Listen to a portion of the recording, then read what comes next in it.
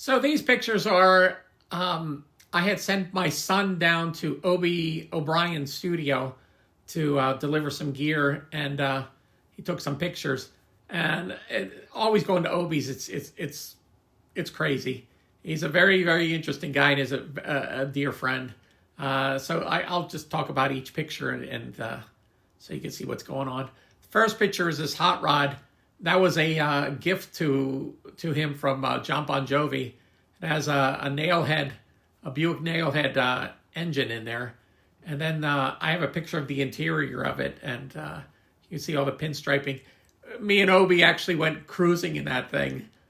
He said, "Get in, let's go get some burgers." And I got in one day with him, and we went down because he's in Nottingham, Pennsylvania. It's right across the border from Maryland. We went down to Maryland, and there's some old burger places down there.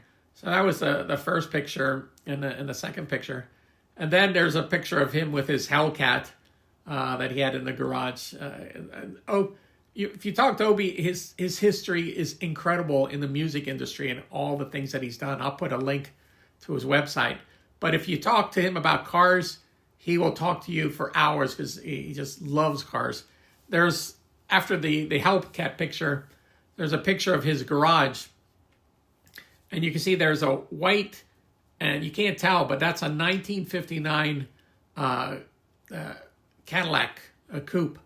That another gift from John Bon Jovi to him, and it was in mint condition when he got it, and he decided he wanted to take it apart, so that's sitting in his garage. And if you look in the back of his garage, there's a bunch of machines for cutting disc brakes, the rotors for disc brakes, and he had me go buy that for him because when I was working in Medley, he said, "George, there's a garage going out of business. There's going to be an auction.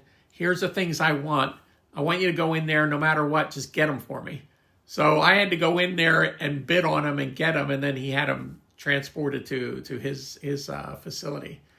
And the next picture, it's Obie with his jukebox that's in his kitchen.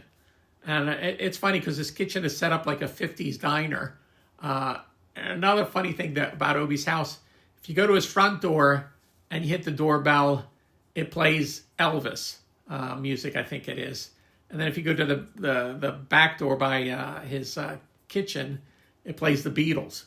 So he had a little sampling of a song from the Beatles and Elvis. So he knows which door you're ringing when you come over there.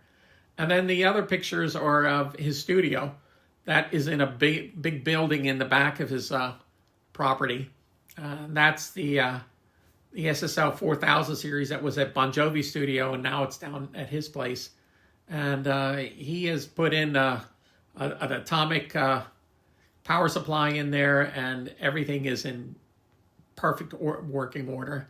And there's a picture of him with his the console, and you can see his Genelex, the 8351s. That are more than enough for all the mixing that he does. He's still working on stuff for Bon Jovi, and he works with independent artists at his studio.